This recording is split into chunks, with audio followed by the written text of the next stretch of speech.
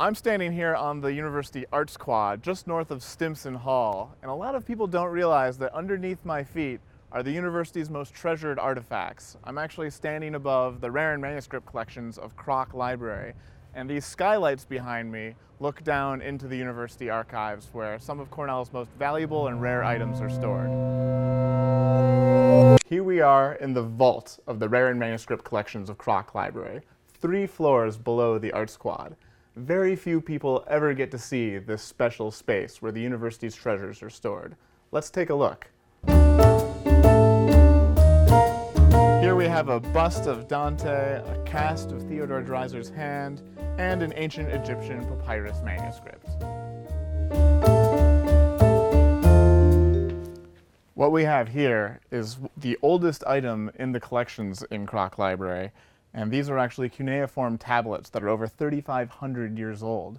These items come from the collection of DJ Afrika Bambaataa, one of the founding DJs of hip-hop and part of Cornell's larger hip-hop collection. Afrika Bambaataa is a visiting scholar at Cornell. This book here comes from Cornell's Witchcraft collection, which is the largest collection of its kind in the country, one of the particularly unique collections at Cornell. And this image here is the first printed depiction of a witch on a broomstick. One of the reasons I got interested in Cornell history was because I got to work here as a student, starting after my freshman year, and I ended up being here for 4 years, getting to see some of the university's most special treasures, like this safe, which belonged to Ezra Cornell.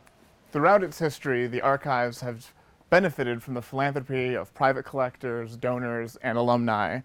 These items actually come from 2 alumni. The Noyes family gave these autographed manuscripts of sheet music by Beethoven and Mozart back in the 1940s, while this collection came much more recently from Knock Waxman, and it's advertising cards from the late 19th century for different restaurants and dining places and food.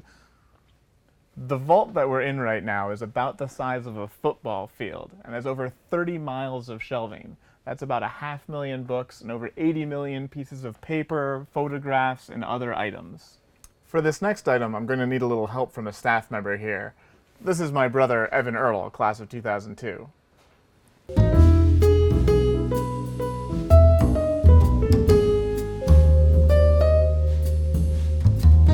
This typewriter belonged to E.B. White, class of 1921, and the author of Charlotte's Web and Stuart Little.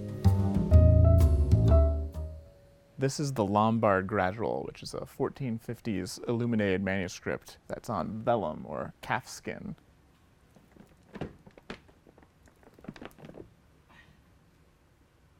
A lot of Cornell's collections date all the way back to Andrew Dickson White, the co-founder and first president of the university, and he really felt that collections should be used for research and teaching at universities. This scrapbook here was a scrapbook that Andrew Dickson White put together himself of Civil War and anti-slavery memorabilia, part of a much larger collection here in the archives. A lot of the items in the archives aren't books and manuscripts, and this is an example of that. This is a voting machine from Palm Beach County that was used in the 2000 election where hanging chads were an issue. This is an example of how history is always being made, and the archives are out there today collecting what will be history in the future. This is probably my favorite aisle because it's where all of the Cornelliana is stored. A lot of Cornell yearbooks and university publications. And one of the important roles that the archives plays is documenting the history of the university and preserving various student memorabilia and ephemera. A lot of things like this actually get thrown out, but this is a poster from 1961 when Martin Luther King Jr. spoke at Bailey Hall. These pink slips indicate that a box has been removed from the shelf and is currently in use by a researcher. Although the vault is very high security, the collections themselves are open to scholars from around the world.